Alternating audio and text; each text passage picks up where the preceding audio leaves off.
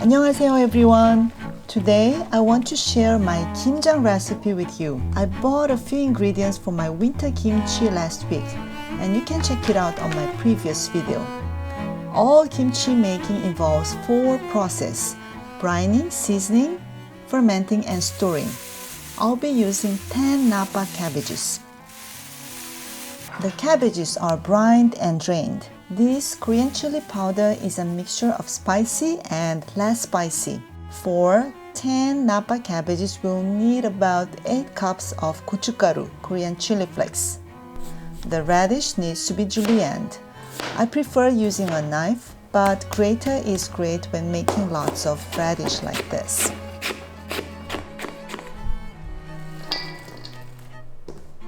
Then I want to cut spring onion. The roots are quite thick, so let's split this in half and then cut them into an inch-sized pieces.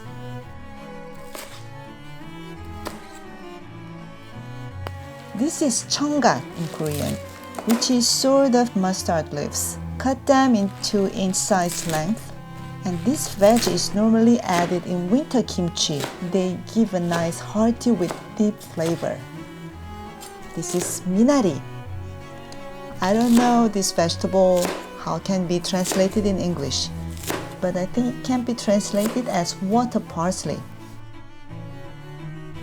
Something sweet is necessary in order to balance the flavors of different vegetables, particularly during fermentation.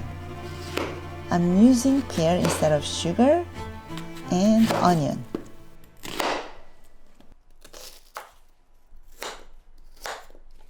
We're going to blend the pear and onion together. And I'm adding sweet rice flour porridge. This porridge acts as a binding agent and it makes kimchi more viscous. Let's make the seasoning paste. Pour pear and onion juice in a bowl and add fish sauce to it. This is anchovy fish sauce.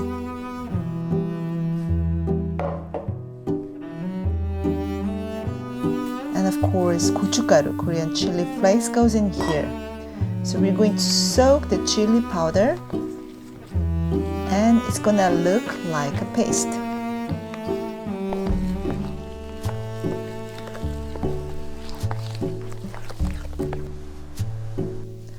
Add minced ginger and garlic to it. The ratio of ginger to garlic is about 1:4, and this is seoja, salted shrimp.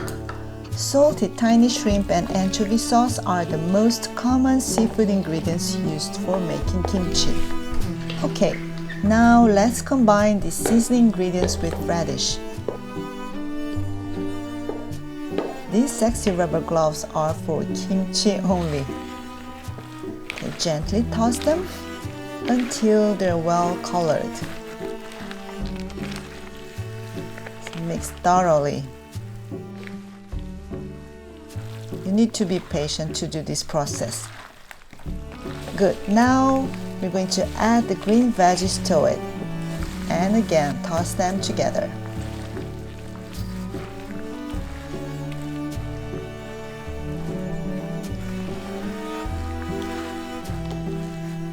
I want to take one of the cabbage leaves, add some stuffing, and let's try it. It's quite spicy, but it's very fresh. These cabbages are very big, so I might split them later. To do so, I want to make a slight cut at the root of the cabbage.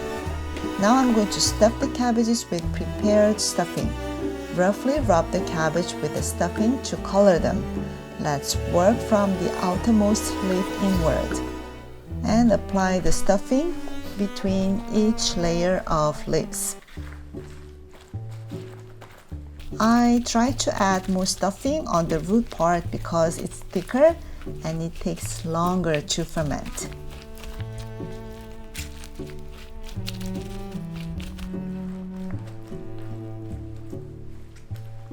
Let's split this in half.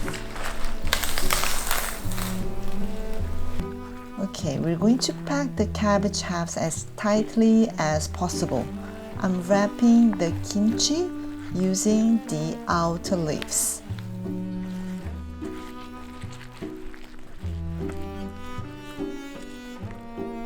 Finally, my winter kimchi is done. Although most vegetables are available year-round, I like to make winter kimchi and I'll be able to eat this kimchi until next spring.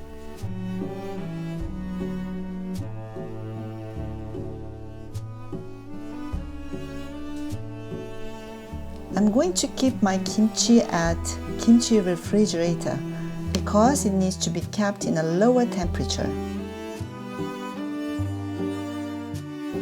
Carefully pack the cabbage halves as tightly as possible into the containers, making sure to keep the stuffing intact.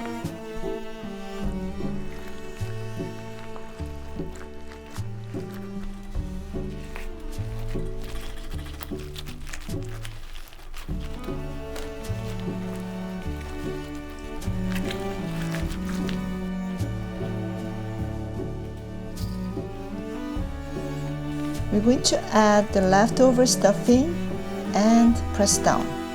This is totally optional. I like to sprinkle the coarse salt on the kimchi before storing because it makes kimchi last longer. Cover it tightly and let it sit at room temperature away from direct light for 2 days.